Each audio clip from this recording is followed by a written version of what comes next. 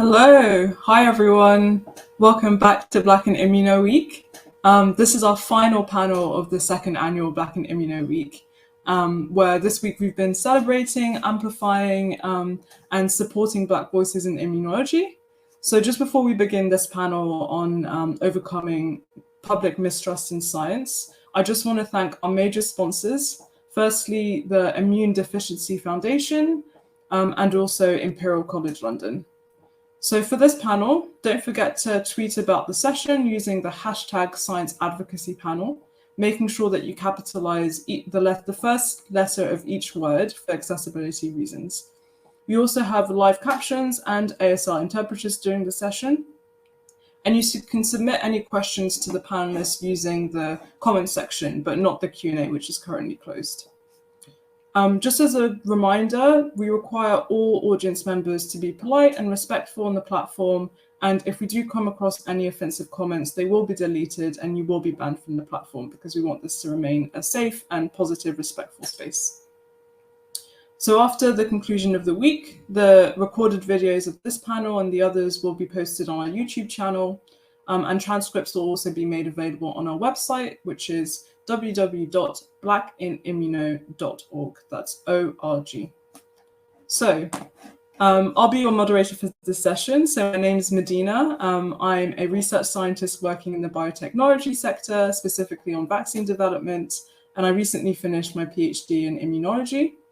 I'm also a co-founder and volunteer with Black and Immuno, which has been going for just over a year now. And I'm really excited to be starting this panel today. So today we're going to be discussing overcoming public mistrust in science. And we're going to be discussing really the relationship between the public and researchers around, scientific research, clinical trials, and how we can foster positive and kind of healthy relationships between all of us. So I'm going to start by introducing our wonderful panelists who have a lot of experience within research, within science outreach and communication. So I'll start firstly with Dr. Tiara Griffin, who is a recent graduate of Morehouse School of Medicine's Biomedical Sciences PhD program, where her research focused on characterizing transcriptomic and proteomic signatures in chronic lymphocytic leukemia, which is a B-cell-derived blood cancer. So with this research, she's hoping to improve diagnostics and treatment strategies for CLL patients. And she's currently in a drug development training program in an industry focused on, which is focused on teaching her how to apply oncology biomarker discoveries in clinical trials. And outside of her research career, she also enjoys reading Marvel and DC Comics, watching Disney Plus series, and spending time with her family, friends, and dogs. So welcome, Dr. Tiara Griffin. Next up, we've got Dr. Ari Kozik. So Dr. Kozik is a research investigator in the Division of Pulmonary and Critical Care Medicine at the University of Michigan. She studies microbial immune relationships in adult asthma, with an emphasis on asthma phenotype and treatment responses. She also has broad interests, which include microbiome immune interactions, integrative multiomics, applied bioinformatics, and biopsychosocial frameworks to address health disparities. So she's an extremely busy person, I can imagine. She's also passionate about transforming systems to support the upcoming generation of scientists, and she also works on initiatives to promote equity in STEM.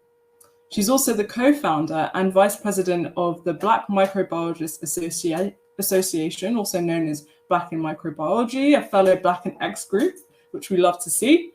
And she's a member of the Microbes and Social Equity Working Group. And throughout the pandemic, Dr. Kozik has also been engaged in outreach and science communication to address topics such as disinformation, understanding COVID-19 disease, and vaccine development. So all very relevant for thinking about that public relationship with science and scientists.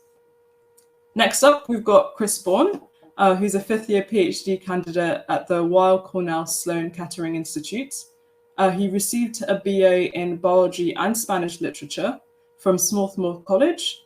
And for his graduate work, he currently studies cancer immunotherapy with the aim to use T cells to deliver drugs in tumors and uncover novel immunotherapeutic targets.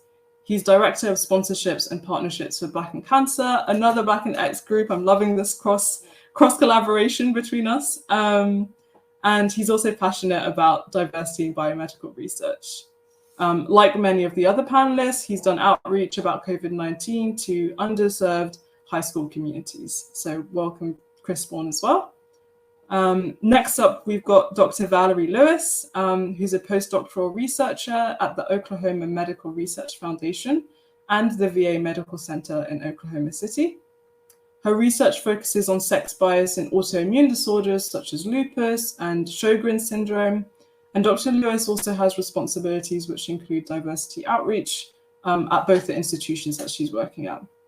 She's also been integral to establishing HBCU research groups at those two institutions as well. So welcome, Dr. Valerie Lewis. And last but not least, we've got Dr. Akilah Jefferson Shah, who's an assistant professor of pediatrics at the University of Arkansas for Medical Sciences College of Medicine, or UAMS for short, and the Arkansas Children's Hospital. She's also a researcher at the Arkansas Children's Research Institute, and she holds a joint appointment in the Department of Medical Humanities and Bioethics at UAMS. Wow, you are all very busy people. I'm feeling very inspired right now. And Dr. Jefferson received her medical degree from Tulane University School of Medicine, and she completed an internal medicine residency at George Washington University. She also completed her allergy and immunology fellowship at the National Institutes of Health, and she's trained in health policy and bioethics. She currently works as a clinician scientist, where her research is focused on asthma, health disparities, health policy, and ethics. So yeah, last but not least, welcome welcome Dr. Akilah Jefferson to our panel. So, wow, okay, that was a lot. There's so much expertise in this panel. I'm really excited for us to start discussing some of our experiences and kind of some of our concerns and viewpoints on this relationship between the public and scientists. So I want to just start with a really broad question because I think sometimes there's this phrase of trusting the science has been thrown out so much, you know, especially during the pandemic, but we see it a lot, you know, all the time, even outside of global pandemics. And I want to ask you all, you know, what does it mean to you when you say you want people to trust the science? You want the public to trust the science. What do we mean when we say the science? And who do we mean when we say the public? So I'll start out with anyone who wants to jump in. I can jump in some. So I always like to kind of edit that statement into trust the good science is one way of thinking of it. So because as we've learned over this past year, all science is not up to the kind of rigor and standards that we would consider good science or good information.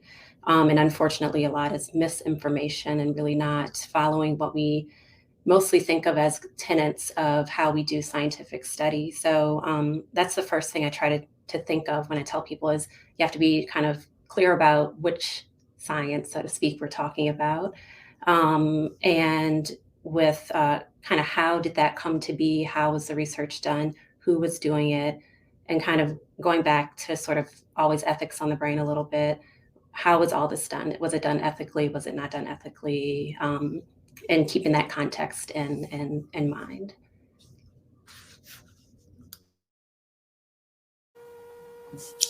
Yeah, that's a really valid point. I think sometimes the process of how science is done, at least in my experience, trying to communicate that to other people who aren't necessarily scientists or even who aren't necessarily in the same field as me, is not always very transparent. And I think we've seen that as well, even with the things like vaccine development. So maybe, I don't know if any of the panelists want to talk about, what, especially those of you who have done kind of public outreach, what that kind of looks like, communicating the process of science and what the public should kind of look out for.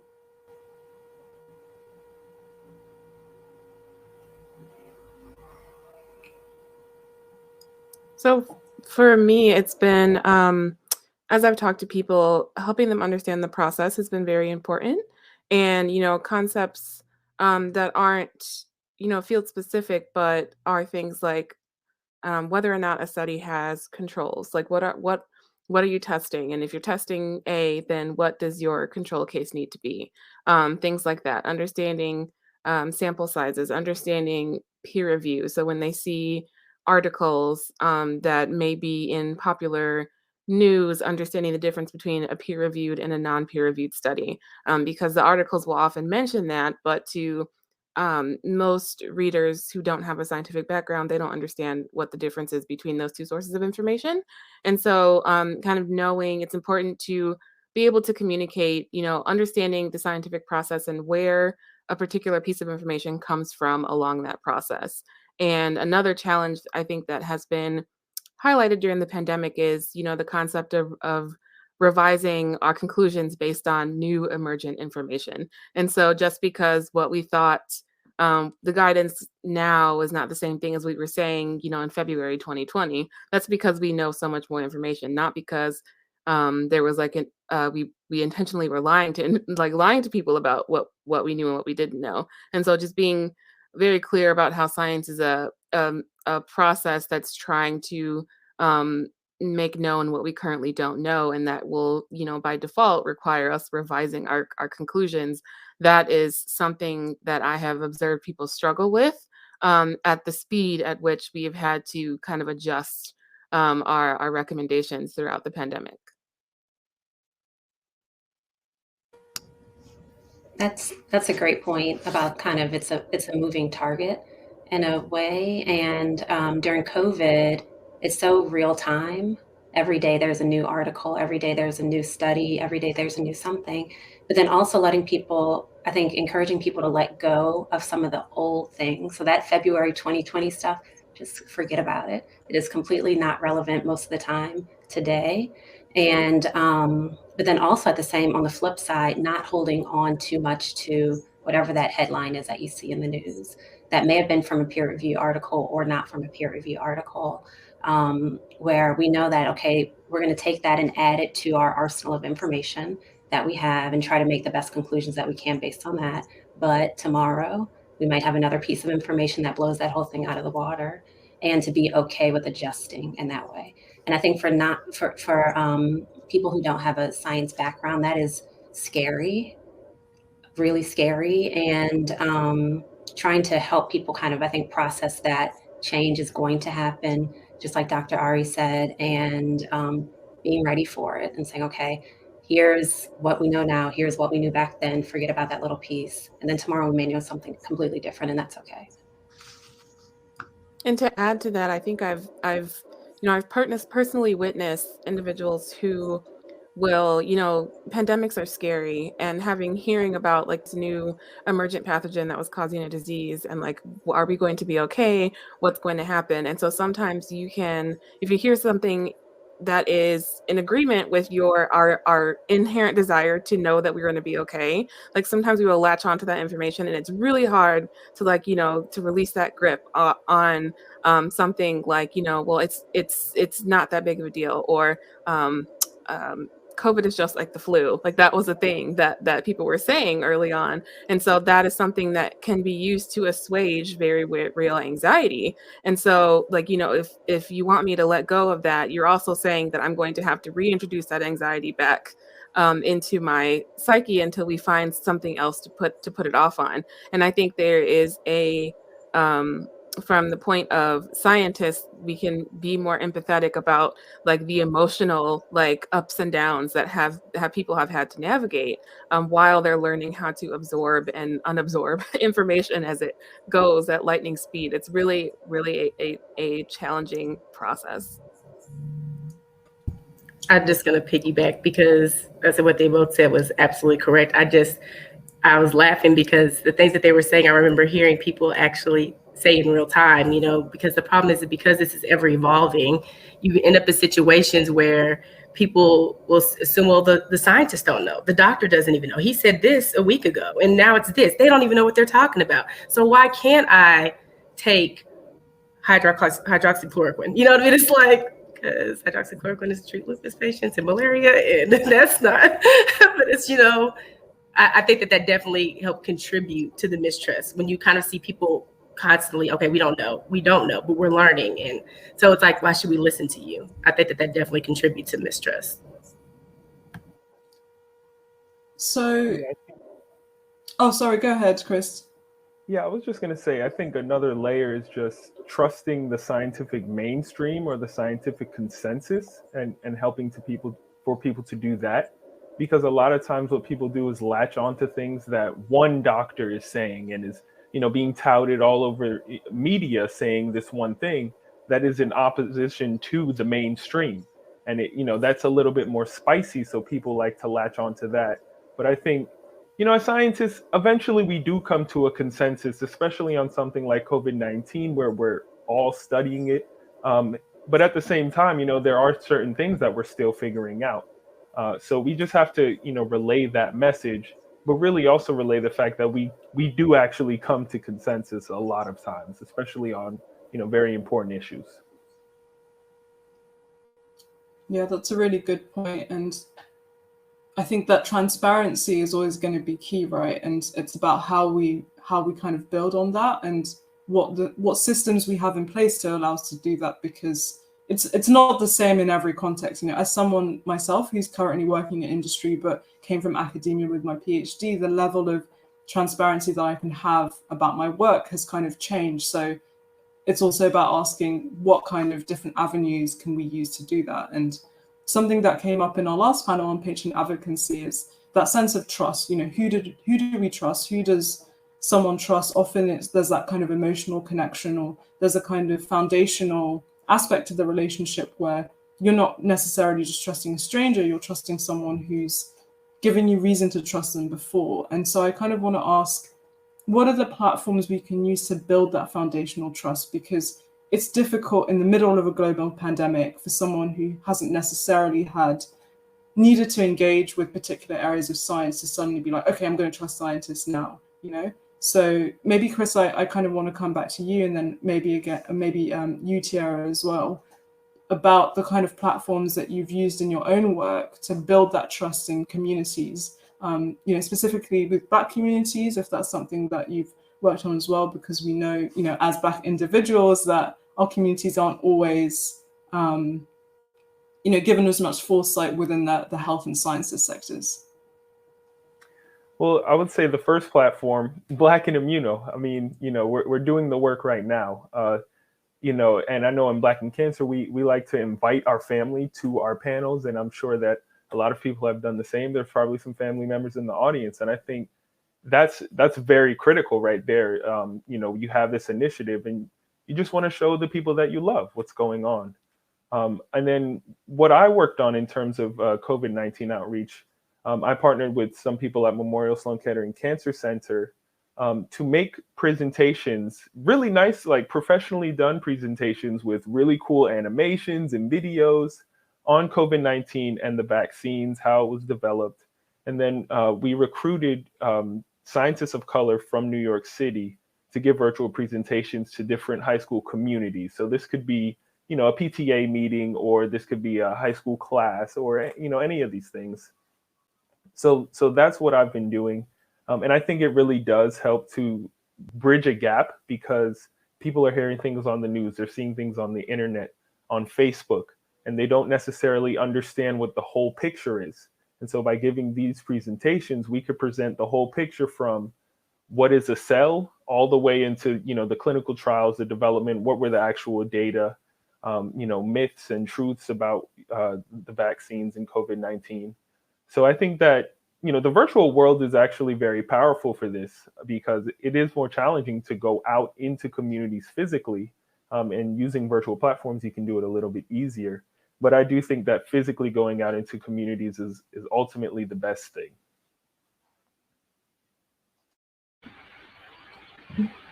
Just to piggyback on that, from my personal experience, so I personally, I have been new to Twitter for the past year and a half, and I noticed that a lot of science, since the pandemic started, a lot more scientists all of a sudden created Twitter accounts and now are talking science and explain their research through Twitter. The good thing about Twitter is that it has a 250 character limit for your tweets. So your scientists are forced to actually describe their work in more concise ways, and it's easily shareable. So you have to learn, it forces us, because we're not exactly taught these things in grad school. Science communication, I don't know what institutions actually started adding it to their curriculum, but Twitter is a good way to force scientists of all age ranges to actually learn how to engage with the public. And so Twitter, and I know it's more journals now, even journal editors have Twitter accounts, and they share their science and explain it in a very understandable ways. I really enjoy it. So I prefer to read a tutorial first on someone's research prior to actually reading the article, because scientific articles, we kind of grow as scientists, we are grow in our niches and learn to actually talk to only people in our field.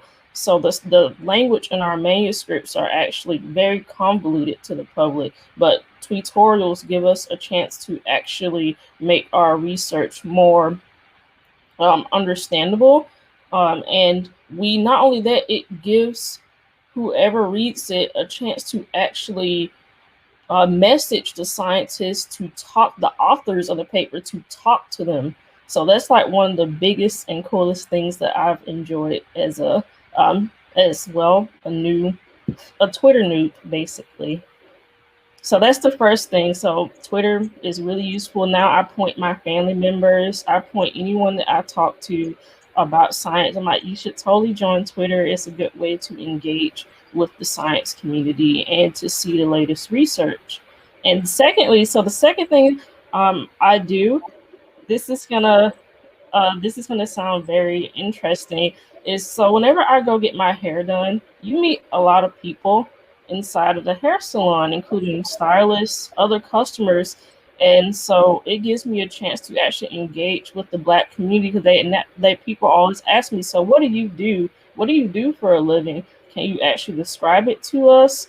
And there are people, they actually take the time to listen to me and what I do, even if they don't necessarily agree with it. Because I think, so my hairstylist herself is a holistic medicine user. She does not like anything for current medical practices. And so she basically disagrees with everything that I tell. I actually try to tell her about my research. She doesn't trust it. But after 4 or 5 visits and respecting her, giving her the respect, I said, I'm not telling you about my scientific facts because I'm trying to say anything that you're saying is wrong. I'm just sharing a perspective, a different perspective. I'm not condemning yours. I actually respect it and enjoy listening to you. And so after 4 or 5 different occasions where we just talked in the hair salon, she actually now desires to go pursue a science degree, because she wants to bridge the gap between things that I've told her and her personal beliefs. So it's actually quite fun. I've never had anyone give me an attitude or anything because I just simply listen and respect others' perspectives.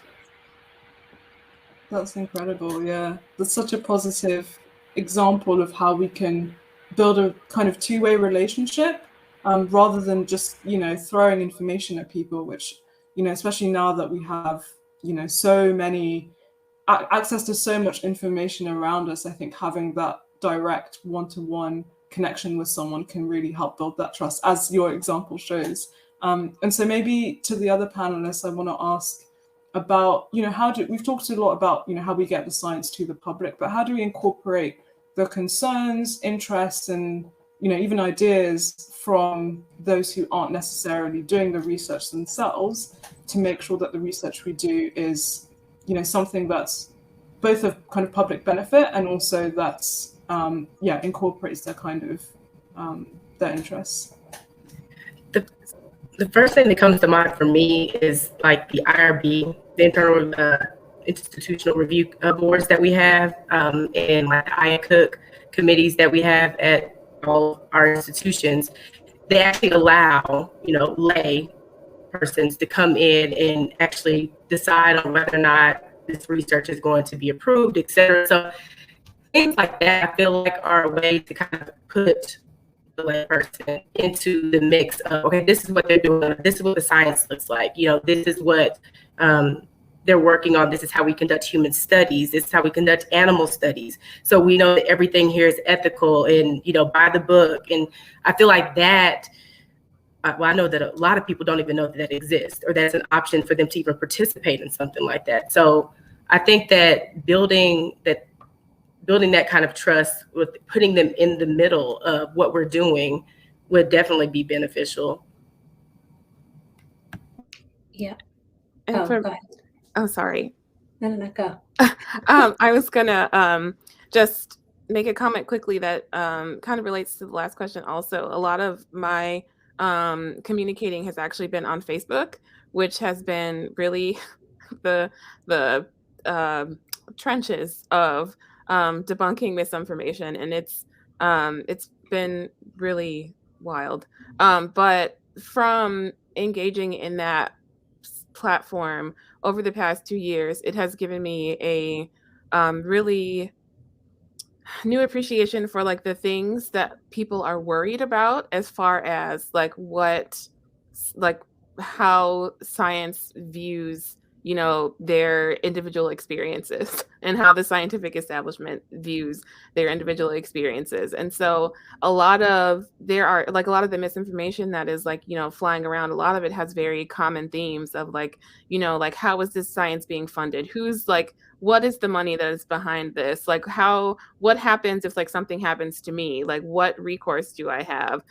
They're not paying attention to what I'm saying. Or what about I heard a story about someone who knows someone else who had XYZ happen to them. What do they do? Why? And so there's a lot of very valid concerns about, as they see, these things being approved, whether they're vaccines or treatments or whatever, did we really look, did we really ask these questions? And a lot of times the answers to those questions are, buried in either press releases or slide decks that, the companies are giving to the FDA or to whatever agency that is doing the approvals, but people don't know that a lot of times because they don't know that they have access to that information. So the FDA, the meetings of the vaccine and biological products advisory panel, those meetings are open to the public. There's a call to the public where people can call in and voice their concern.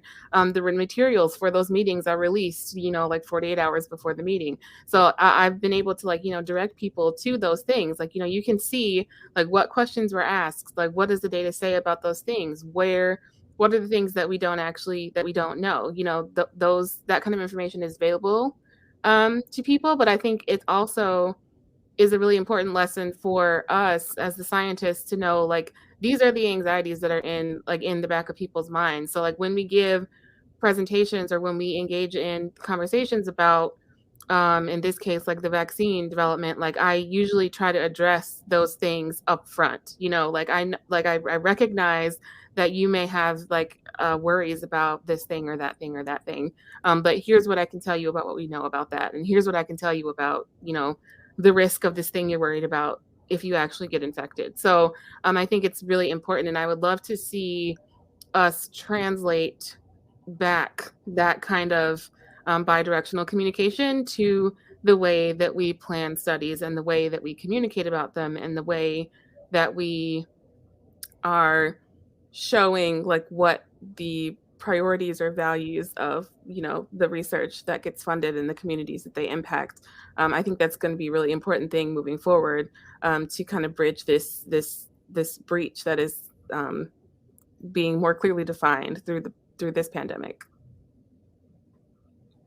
And to piggyback on that a little bit, so exactly, community advisory boards, community participatory research, all those things where I think at some institutions that's been in place and it's really well done, but it's definitely not the majority of what's going on out there with most science and most places where you really get that input from community members, which does include things like IRBs and all that, but then also research design, recruitment, all those things on the front end as well. And then the research questions, how the questions are being asked and who is impacted by those questions that are being asked.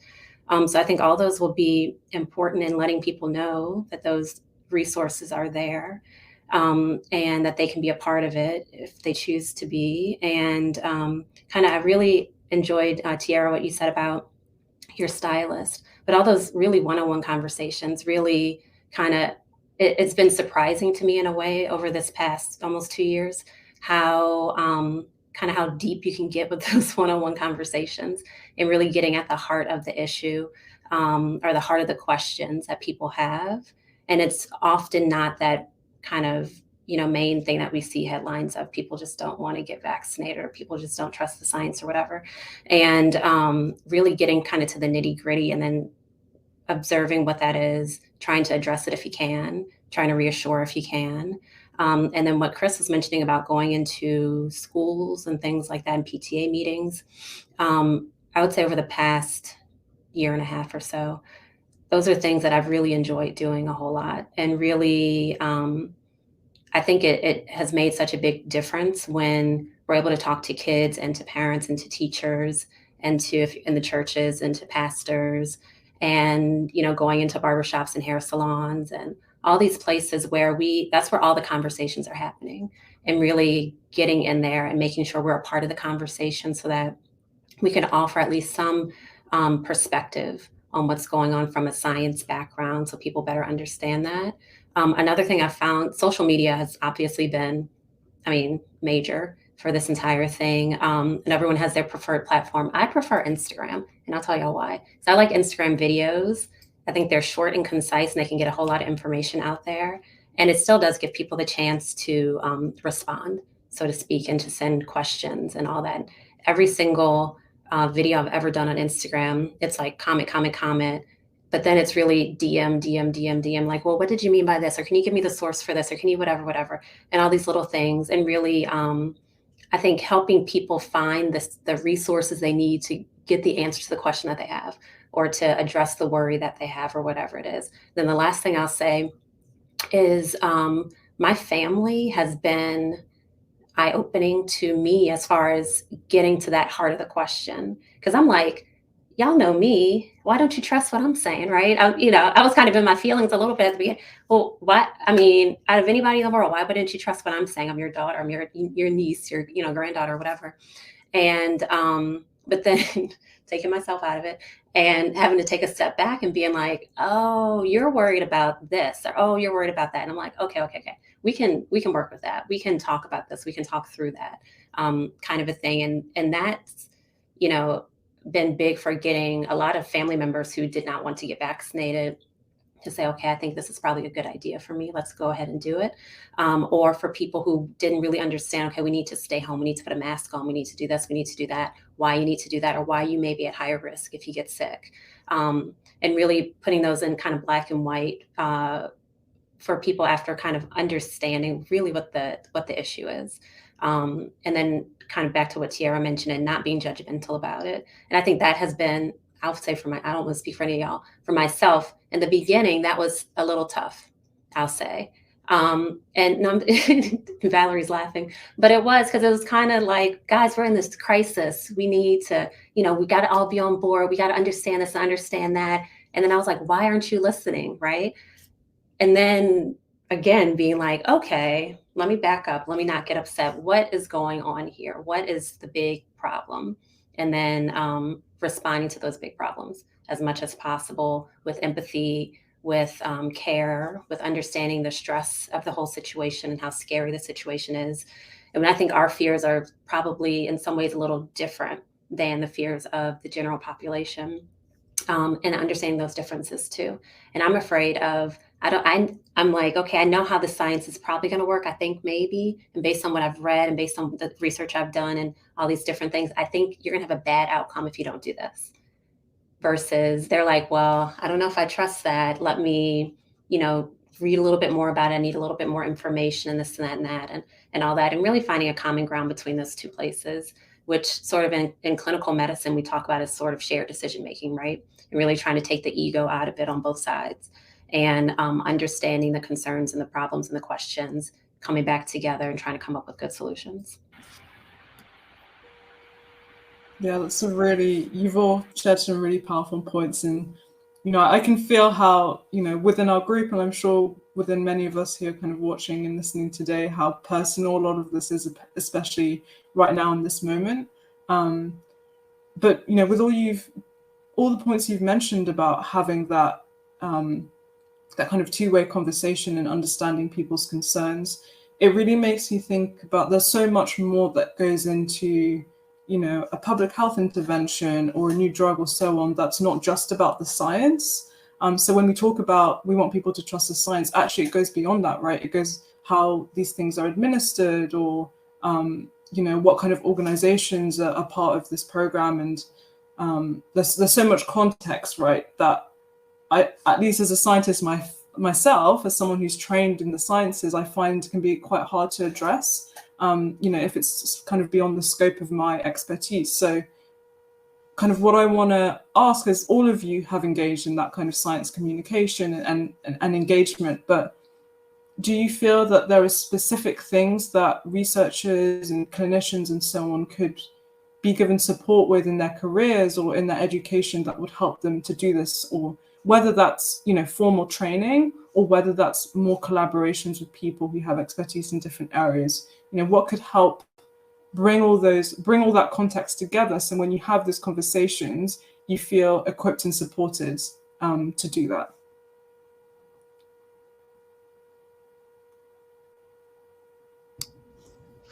I'll say, I think a lot of it has to be kind of big team efforts to get things done. And we can, certainly formal training or some training, at all would be helpful for individuals to learn how to communicate better in science. But I think it's not going to be a one-person effort, right? And so it's going to require whole multidisciplinary teams to think of how we're supposed to be communicating.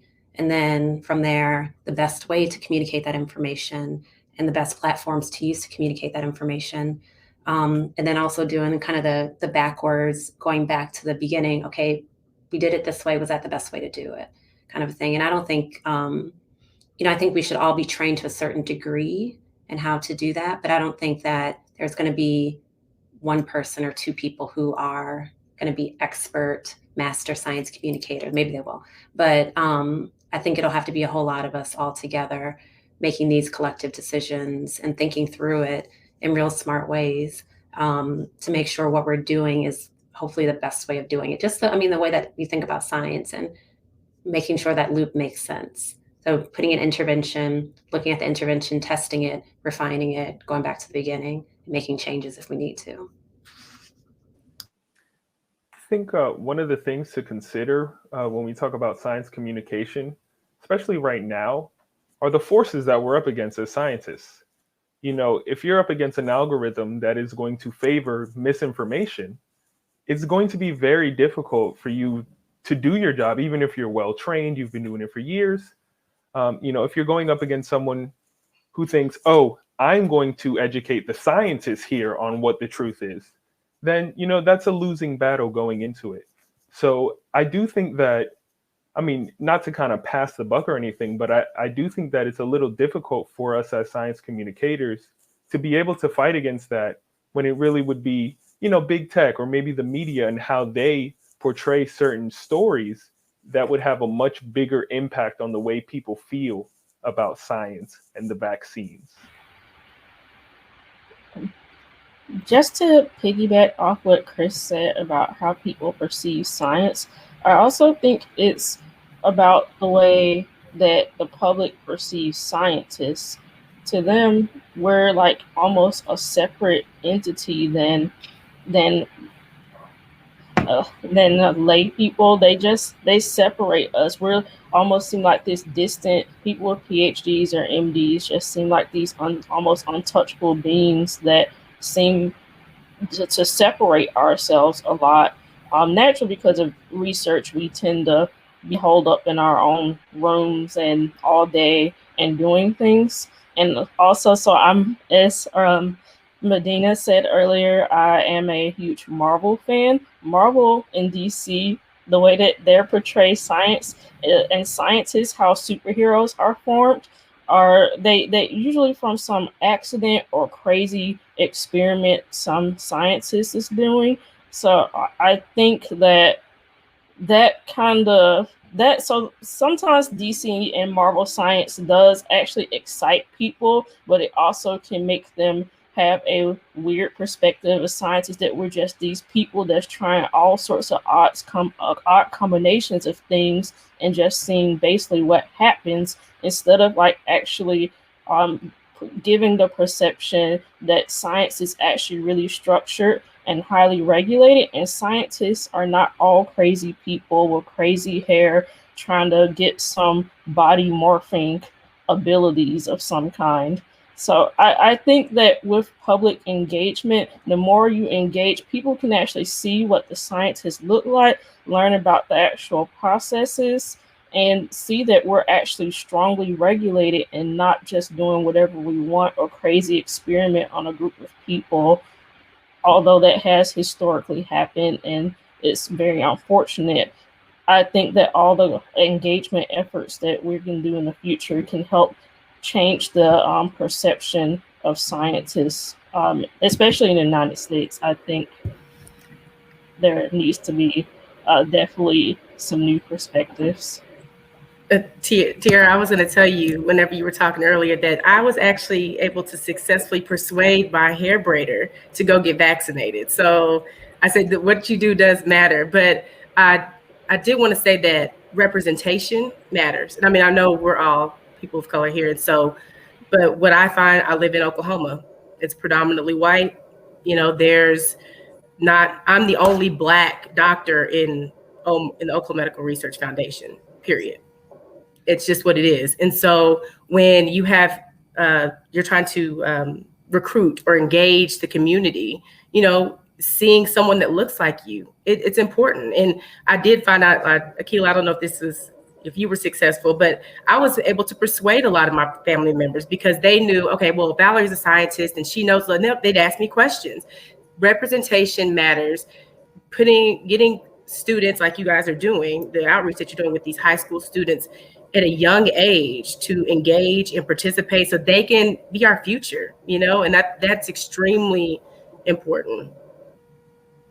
Yeah, and I just want to add to that like, you know, fixing this issue is going to take multi-pronged effort from different sectors. And I mean, from the systemic or institutional perspective, this is why like representation can't wait either. Like the longer that we continue to have these years go by where we have these massive medical and research centers with like very little, in this case, I'm talking about Black people for the Black community, but like, where are the Black faculty? Why are we not hiring them? Why are they not like being promoted? Why are they not there out front? Like, how are we going to have these studies that like center the needs of the community and have people that can go and recruit because we have these networks already that like pre-exist that we can tap that will help us disseminate the information that we need and help us like help our communities, because that ultimately, I mean, I don't want to speak for anyone, but for me, that's one of the reasons why I've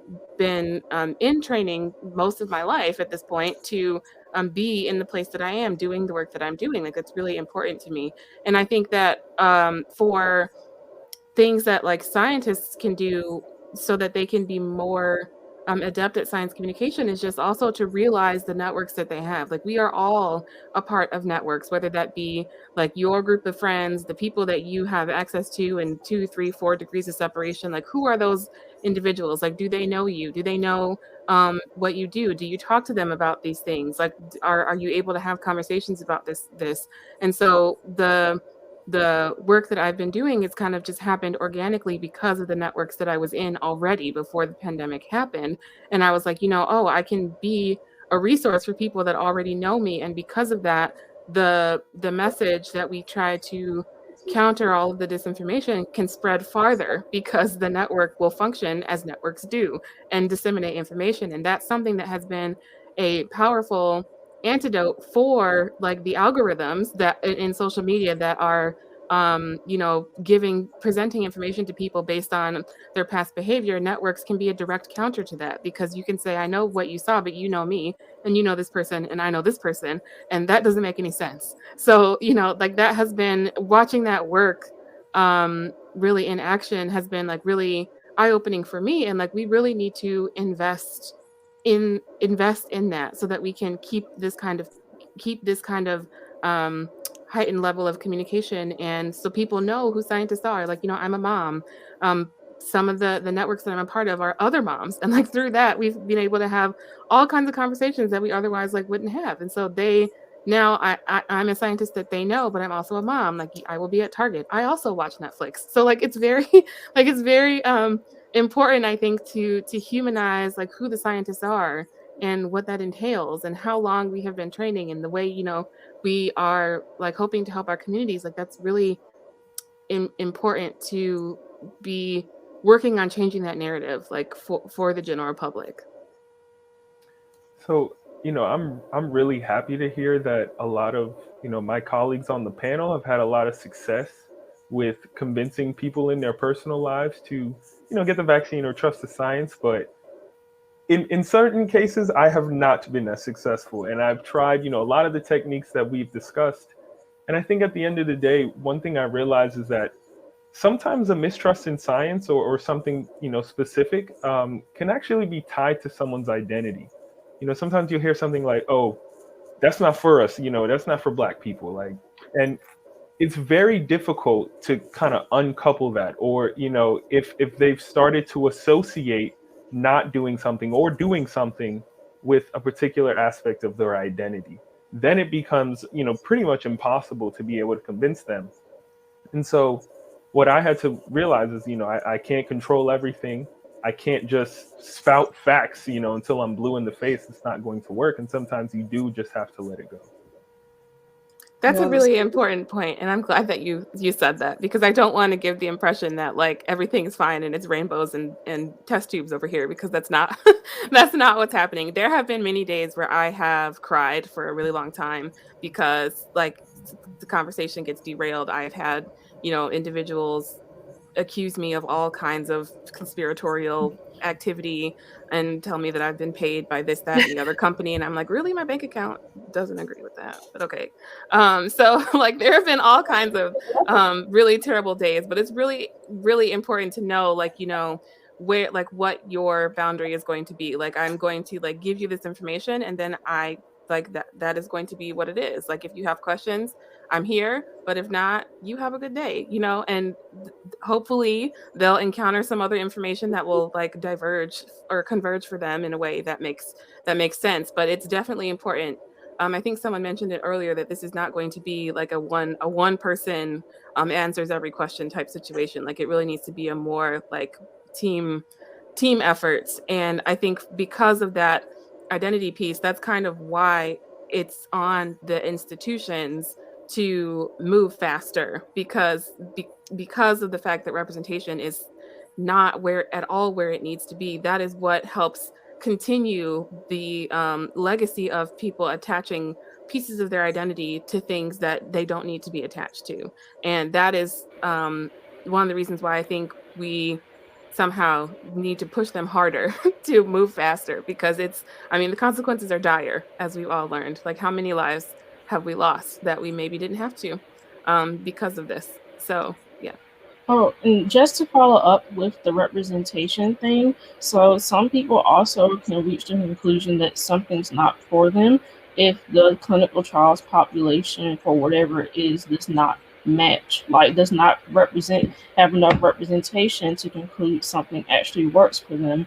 I personally have had, I did an internship before where I had to come up with strategies for increasing diversity in current and future clinical trials, and that was always brought up and from the community panels, from engaging community, that they just feel that they don't trust enrolling in trials because they have never previously made enough efforts before to try to like increase representation. It's like, how do I know this will actually work for me? What's the benefits? One thing, and I was happy to actually gather to acquire that experience, because before grad school, I never knew what a clinical trial was either. It was never in my school's standard curriculum or education in any way.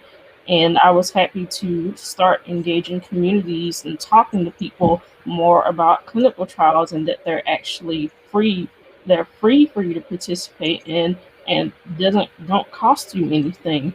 But anyways, overall, I was just saying that I do agree representation matters, not only with the scientists, but also when it comes to clinical trials.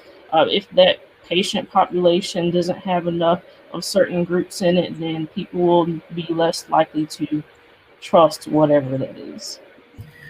I actually have one of the reasons that I'm currently working let me start again. I started working at the VA as well. And so one of my projects is to assess autoimmunity and PTSD patients. And I'm the research side of it. I'm doing the sample analysis, things like that. And the nurse coordinator comes to me, a white lady, and she says, Valerie, okay, so we're having a problem getting any people of color to participate. And I was like, okay. She's like, I think you could come to the clinic with us and help. And I was like, because there's no one else that's doing what we do. So I the clinic and you're cutting out a little, Valerie.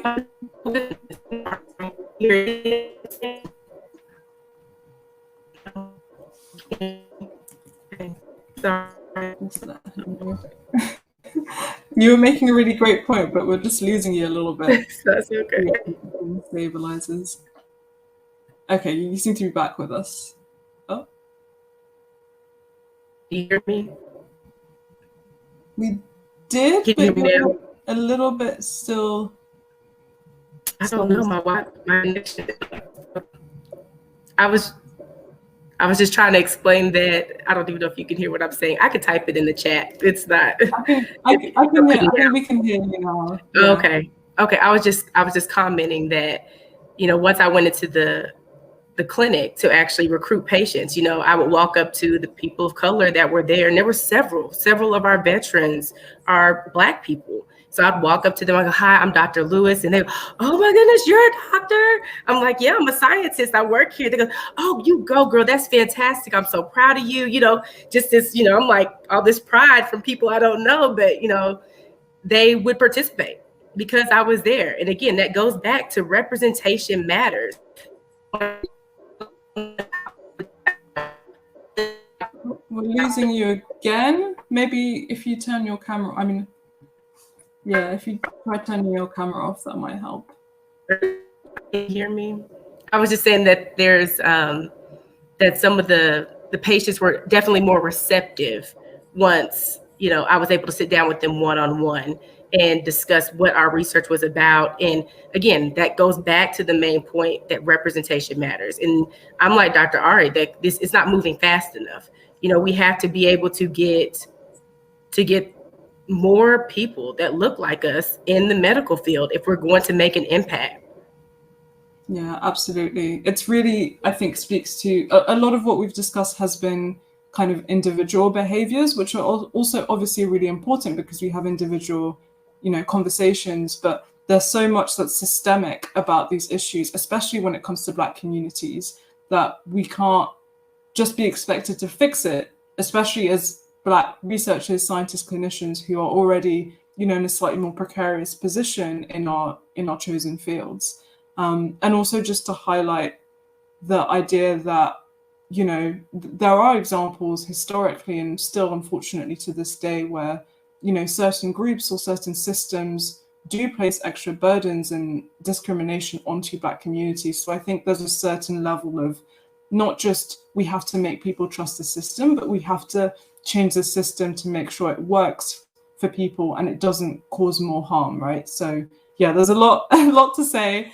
So just before we move on to wrap up and I hand over to Alexis, our president, for the kind of final address, I just want to go to some of the comments and questions from the audience. So we've had one of the Black and Immuno volunteers, Coco, who said that he also managed to speak to his whole barbershop and convince them to get the vaccine. So apparently, hairdressers, stylists, like barbers, that this is a good avenue for science communication. So it's nice to see another positive interaction. And then we've got a great question from Sarita Nolan, who was on our patient advocacy panel, and was absolutely fire. So she's asking around when we're speaking about platforms, and a lot of you mentioned social media as a powerful platform, but asking why are scientists sometimes hesitant to embrace the full accessibility options of those platforms, considering things like alternative text for images for those who are maybe sight impaired, having captions on videos, that kind of thing. What can be done to make sure scientists are actually considering making their communications as accessible as possible to everyone?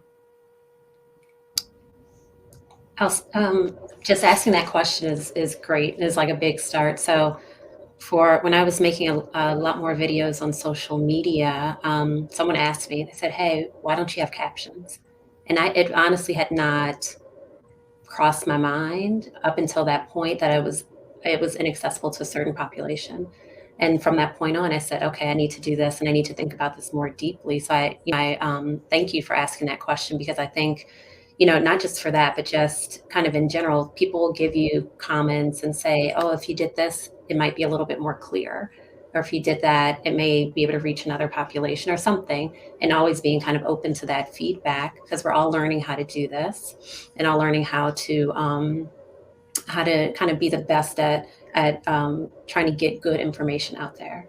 And so integrating all that feedback into what we do to make what we're doing more accessible, from closed captions to alternative text options and all those different things, and making sure sometimes having images is better than having text, or having someone speak is better than that, but just thinking through all those different options, I think, is always important and super great. Can I make one comment about what we were talking about before with representation? Yeah, go ahead. So I just always think about education.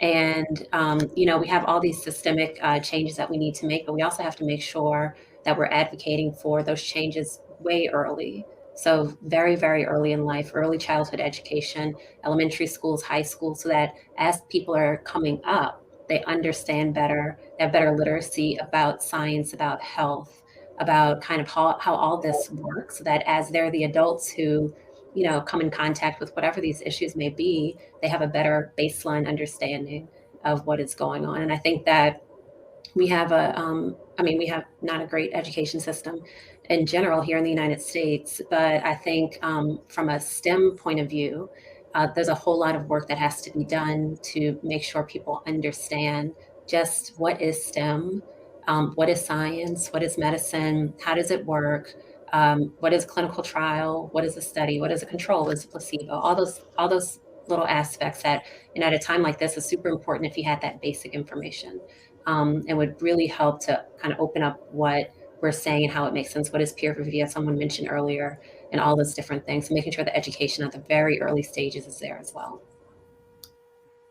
Yeah, two powerful points. So if anyone else has, I'm going to take one more comment from the panelists. If anyone has any additions to Sarita's point about kind of accessibility, because I think that's a really, kind of powerful thing to consider for that trust with communication. I think it's really important moving forward, because this is something that has, been brought onto my radar over the past year and a half as we kind of went virtual. But knowing what the technologies are, and what the features are in the technology and how to use them, those are things that I'm not aware of any larger institutions promoting ways to train individuals on how do we do that, how do we add that, how do we write alt text, how do we turn on live captions, is that feature buried in Zoom or in Teams or whatever the platform is, how do we bring those things to the forefront? I think moving forward that we need to maybe make a little bit more noise about that, so that we can be sure to incorporate that in the planning of events, you know, when you know, like thinking about Black and Micro, you have to think about these things like really early on. Like, are we going to have ASL interpretation? How are we going to make sure we have live captions? Is that something that costs extra money? If it's cost extra money, how are we going to make sure that we can pay for that? You know, how do we integrate that into the platform? So these are things that are really important points that we need to think about, but also need to have conversations at multiple levels and include institutions in that. I personally feel like that should be something that is taught, like, you know, as in whatever the science communication course is, like, you know, how do you make your communication accessible? Like, this is how you do this in PowerPoint or on Twitter or Instagram or in a talk that you're giving. How do you ask those questions? How do you make sure that your audience has what they need? You know, like, that's something that I would have greatly benefited from prior, like, so that we were learning things on the fly. As Dr. Akilah said, like, you know, it's just been a lot of things we've had to get up to speed on, but I think that that'll be really important moving forward to embrace those kinds of things. Yeah, absolutely. And I think, you know, the you know, people from different disability communities and kind of advocacy organizations do try and make a lot of noise about this. So I think, you know, listening to the people who are impacted with lack of accessibility the most is probably, you know, the best way to start. And, you know, hopefully, yes, building that in as a foundation is going to be be critical. And so that we can also lift up those voices, I think, is really important because, as you said, they are like active and vocal, but I think we need to, you know, help platform them higher so that their concerns can, you know, move into the mainstream so that we can like make some changes in the way things are run. So, yeah, absolutely. Okay, so we've kind of come to time. I've had such an amazing discussion with you all, so I really appreciate you coming along. I hope the audience as well has learned a lot, and I think we're all kind of leaving with some food for thought, some positive stories, hopefully a little bit of a fire in our belly to keep, you know, doing this work and making sure that, you know, all of our communities are getting kind of equitable access to science and good information. So if our president, Alexis, is ready, I'm going to hand over the stage to her so she can kind of wrap up our week and share her reflections. Sorry, I'm doing a bunch of technical things at the same time. But as president, I just want to say thank you so much for attending Black and Immuno Week. This has been absolutely phenomenal, not only as myself, as president, but to see all of your comments, your feedback, what you have or maybe not have enjoyed as much. So please continue to follow us on our social media. You can see all of these videos on our YouTube channel, Black and Immuno. And we are here for you, for the community. You know, if you happen to see the news right now, you may be feeling very overwhelmed, but please know that we're here to support you. We're here as a family. We're here as a community, and we will continue to be here and be a force for good and a force of encouragement and a force to be able to lift you up and be a foundation for you to succeed and continue to do amazing things in this world. So thank you again for your time, for your commitment, and everything that you're doing. We'll have this again next year, again the week before Thanksgiving, the United States Thanksgiving, and we'll have more programming throughout the week.